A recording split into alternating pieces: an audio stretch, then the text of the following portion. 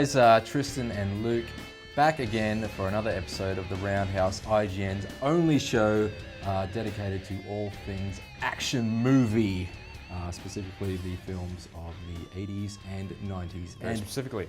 Today, we are talking about the Big Daddy. Yeah, really the biggest wheel down to the cracker factory. Yeah. The deadliest catch. Terminator 2 Judgment Day, and really this could be the last episode of the Roundhouse because I don't know where we're going to go from No, here. I don't think so, yeah. Certainly the makers of Terminator films don't know either. Luke, Terminator 2. The key figures involved, of course, directed by James Cameron, who directed a few little movies. You might have heard of them. Yeah, he's... Aliens. Yeah, a lot of indie That other stuff. Terminator movie. Yep. That Ferngully in space as Yep. well. That was big. We don't talk about that. Yeah. Written by him also, and another guy, William Wisher, who went on to write screenplays for Judge Dredd and The 13th Warrior. Right.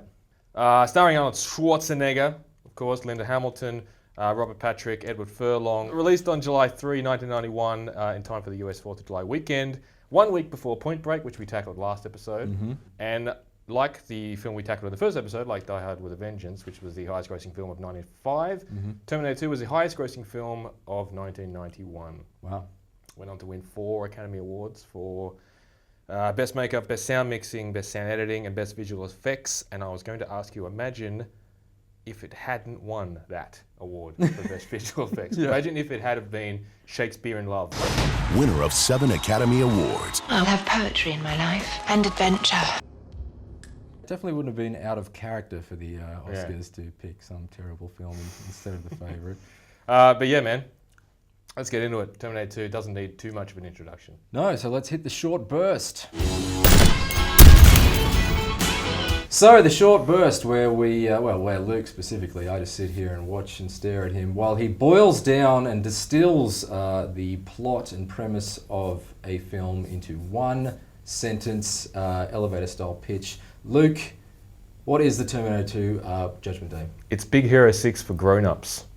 Yes, it is. That's exactly what it is. It's definitely your father's Big Hero 6. Yeah. Look, it may take a while. You want to wait? There's a bench over there. I'll be back. So Terminator 2 is, well, it's wall-to-wall memorable moments, influential moments, amazing effects, and what have you, quotable lines. But Luke, we can only pick 3. What are your 3 favourite moments from Terminator 2? It was tough, like you were saying, and we've only done 3 of these so far. But this was especially tough because this to me this was like having like the best burger of your life, and then someone coming to you afterwards and say, "What were your favourite 3 bites of that?" And you're like, "I don't know. It was all awesome." It was all, I all- pulled the gherkin yeah. out, but aside from that.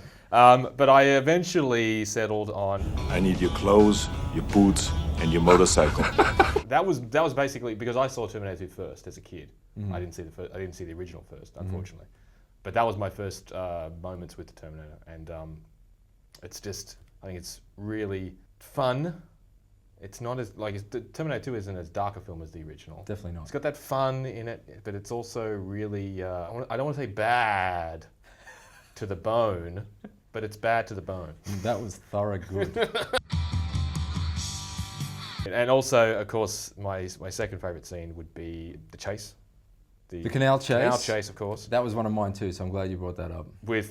And I'm going to be childish about it. Well, not childish, but I'm going to be trivial about it. And I'm going to say, yeah, the scene itself is awesome, and the truck racing down through the bridge is awesome, and it's one of the best chase scenes in film. And the way that Arnie But reloads yeah, the shotgun. that's it. Is it really? It's just that. Yeah, it's so good. Yeah. He's like reloading the shotgun by spinning it and shooting the padlocks off the gates and Yeah, driving through. totally. Yeah, that's awesome. I also like the way that chase ends with the T-1000, the truck that it's driving, sort of hitting that overpass and exploding. Yeah. And then and Arnie and Edward Furlong kind of pause and wait, and you see that tyre roll out. And you're not sure if that's the T-1000 or not, because by then it's been established that the T-1000 can be almost anything.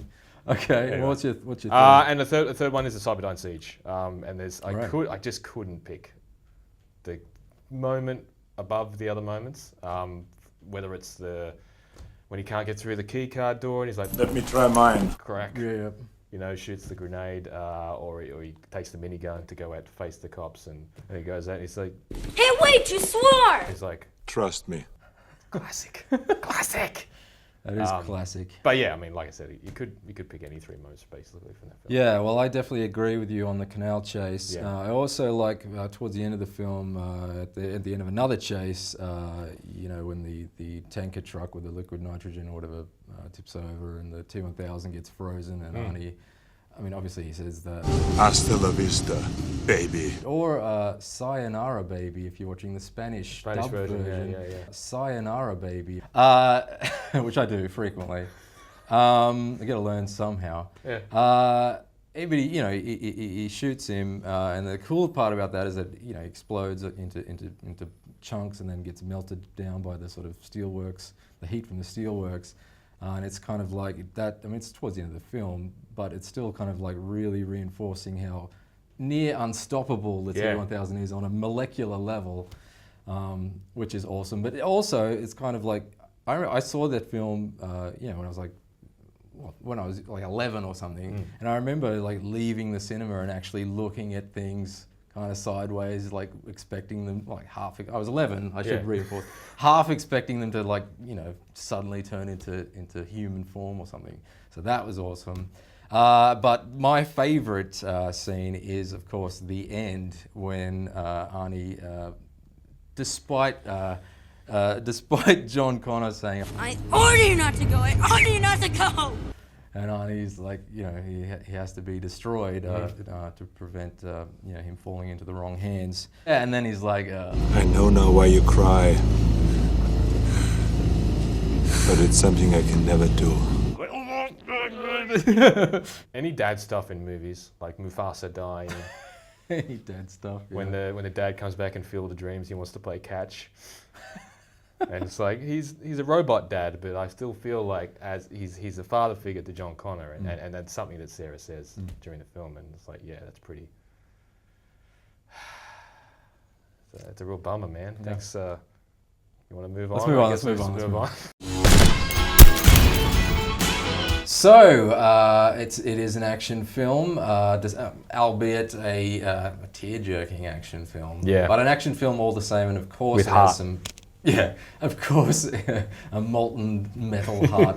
Of course, it has some amazing one-liners in it. A lot of them really have sort of permeated popular culture. Yes. Luke, if you could pick one, which would you choose? I think I have to just pick. Hasta la vista, baby. It's so seminal. It's like one of the most famous lines in cinema. Second, probably only to "I'll be back." Yeah. In terms of certainly in terms of the Terminator movies, but yeah, I can't get past it. I mean, that the movie is filled with lines that I just love, and they're quotable. They're so quotable. But "Hasta la vista, baby" is. I feel like I'd be doing the film a disservice by trying to pick something else. That's fair enough. I feel like Spanish people probably could never say that again. Well, otherwise people just accuse them of doing Terminator impersonations. Yeah. It's like, this is how we always say goodbye. Pre-1991. Maybe you can take it back. Yeah. That is, undeniably a classic line from the film. I've gone for, it's not like the most quotable line in any way, but I just like it, is when they're in the Cyberdyne towers and John Connor's like, You got company. Police? and Sarah Connor's like, How many? and John Connor's like, All of them, I think. I don't know, it's just like a really funny line. It's like, Ed Furlong, aside from American History X and Detroit City, Ed Furlong is great in Terminator 2. I feel really kind of sad that things didn't really pan out that well for him after the film. But yeah, he's great in that film. I also think it's interesting how it's like it took so long to shoot the movie that his voice like broke, and then they had to like alter the pitch of his of his voice from scene to scene to make it consistent. You're right. Yeah, which is another interesting factoid for you. There's plenty of destruction in Terminator 2. Not a lot of deaths. Not a lot of deaths. Especially since that's one of... regular deaths, but not like... no massacres. Yeah, well, particularly since it's one of Arnie's directives from John Connor is not to kill anyone, Yeah, that's or right. certainly not to kill any innocents. But of the deaths, Luke, which one stands out for you the most? I feel it was a close run thing, and I've got a feeling you're gonna go for the other. I've just got a feeling. But for me, it's certainly the most spectacular death is during the sequence where Sarah Connor is having that vision of the future. Oh yeah. And she's looking at the playground, and the city's decimated by the nuclear explosion, the fire, and the shockwave, and she's clinging onto the fence. Yeah. And she's like, all the skin burns away in the skeleton, and then she's just like exploding skeleton. It's horrific. Yeah. It's awful, like just awful. But it's pretty spectacular. Oh yeah, it looks amazing. But I think it's like probably the most horrific kind of apocalyptic movie moment, even though it's a dream sequence. Yeah. But yeah, it's just so like convincing, and just watching her turn to ash while her hands are still clinging to that and still playground fence. Yeah. Skeleton still scream. It's awful, brutal. but it's like it's so memorable. And so I don't know if I'm picking the one that you were alluding to, but I am going to pick the death of John's foster dad. Which aside from the mushroom cloud in the dream sequence is probably the most gory death. Yeah. Even though the death itself kind of happens off camera. That's true. Yeah. But you know when the Terminator's calling the foster mother and as posing as John Connor and asking, "What's wrong with Wolfie? I can hear him barking." And the T-1000 like, Wolfie's fine, honey. Wolfie's just fine. chunk. And then the camera sort of pans back and you can see this arm that's become a giant blade. It's gone straight through the milk carton, straight through his sort of gaping mouth, and into the kitchen wall behind him. And you just kind of see his hand just kind of slip off the milk, and then the Terminator pulls the blade out and he just kind of slides down. It's really graphic. Yeah. But awesome. And it's his foster dad. I mean, it's it's not like it was Kyle Reese. Exactly. I mean, he's already dead. Yeah. Now, the bad guy body count's never going to be high when there's only really one bad guy in the film. But let's look at it anyway.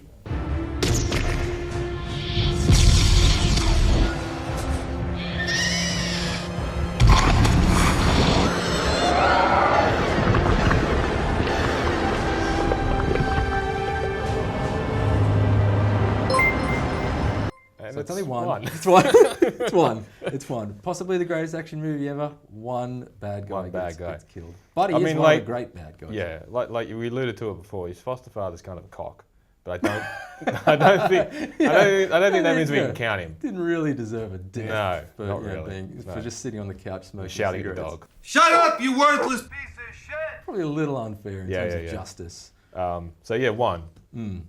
I mean, it's not. You don't count it as a death. Because he doesn't die mainly, but when the orderly who licks Sarah Connor, and then is subsequently or almost immediately gets the crap beaten out of him with a broken broom handle. Incidentally, that was a perfect chance for her to say, "You're licked." Like when she it would have been funny, but like it would have been like a good like action movie one-liner. That's not really a body count because he's not dead. But he's a bad guy, and he does get what he deserves. That's true. What's with that licking, by the way? It's so creepy. We should do that. We should put like romantic music on it and see if that fixes it. Yeah, we should do that. Take my hand, hold on. Doesn't fix it. It's still creepy. Reload or retire. Now, I think it's abundantly clear that this film is worth reloading over and over again, almost like spinning a shotgun on your finger. Just like everything in that movie is reloaded. The whole movie is like reloading porn for me. Oh yeah. Like, I look at that and then I just like I assume that all the guys who make Killzone have copies of Terminator 2 in shoeboxes under their beds. Because if he's not reloading that cracked open that is like M79 or something, the grenade launcher he's doing, or his shotgun, he's like doing that, or he's tossing the guns in the back of the car for John to reload them while the T-1000's chasing them. The whole movie they just spend reloading stuff. Excellent. Definitely, this film should not ever be retired. Maybe the series should be, mainly based off the evidence that they've had Terminator 3, Terminator Salvation, nowhere near the peak of the peaks that this film hit. We haven't seen Terminator Genesis. The early reports aren't great. Yeah. I don't know if you could ever top this film. I really don't. Like, hopefully somebody can at some point. Yeah, I don't know. Terminator 2 is one of the most important and influential sci-fi action movies ever made.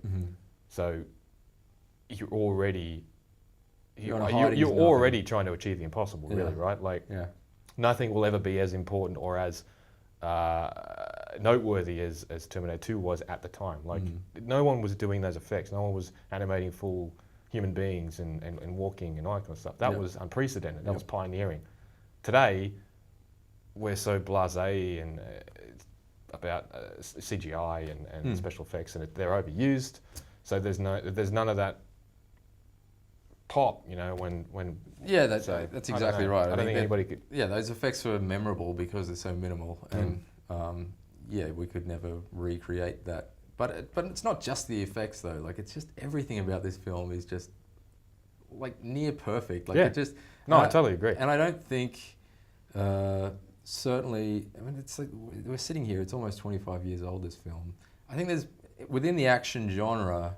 There's films that have come close, you know, like the original Matrix, or maybe like Christopher Nolan's Dark Knight. In terms of action films, they've come close to being like as good. But I still think Terminator 2 is the absolute ceiling of action films. Better than anything that came before it, and better than anything since. Hence why at the top of the show, we are now announcing the final episode of The Roundhouse, which is airing right now. What else can be said about it? Well, I don't know. It's like you said, it's packed with amazing set pieces, but it's also it's funny and it's tense. Like it's a bunch of different things in one. Like the Terminator 1 was like it's a bit of like a slasher movie kind of thing. Terminator 2 isn't that entirely, but there are moments of it, you know, where you have that plenty of horror. Like you see, one of your favorite moments at the end, where the bad guy he comes back together and you're like, he can't be stopped. Yeah. You know, like this, what are they going to do, you know? But yeah, I guess one of the things that I wish I could go back in time and watch Terminator 1 first and then go into Terminator 2 with no knowledge of the marketing or any of that sort of stuff. Because I know the marketing ruined it, because I've seen the trailers for Terminator 2 since. And they ruined that Arnie was the good guy, you know, that sort of stuff. Right. Like, what was the big thing was like, same make, same model, new mission or something. Right. Something like that. But when you watch the first half an hour or so, or 20 minutes or so of Terminator 2, it's actually remarkable, and it's awesome what James Cameron did to allow people who had no knowledge the of ambiguity of like you don't see Rob Patrick kill that cop or change physically. You just see him appear in a cop uniform. You just see him as the brother of that dude from Filter. And he's so charismatic when he's talking to his foster parents. He's like, he's a good-looking boy. You know? He doesn't look like a robot. So you think, all that ambiguity at the start with Sarah Connor's talking about. As before, the Resistance was able to send a lone warrior, a protector for John. She doesn't say a human or a Terminator, protector, and you think, oh, he's the bad guy. And you see his lens through the world is still robotic, and he's target acquired when he sees John on the bike and all that sort of stuff. And it's not until when they emerge at the mall and it's get down, pulls the shotgun out of the roses box. That would have been amazing. Imagine sitting there in the cinemas in 1991, not knowing that was the catch, that was the flip. Yeah. Crazy.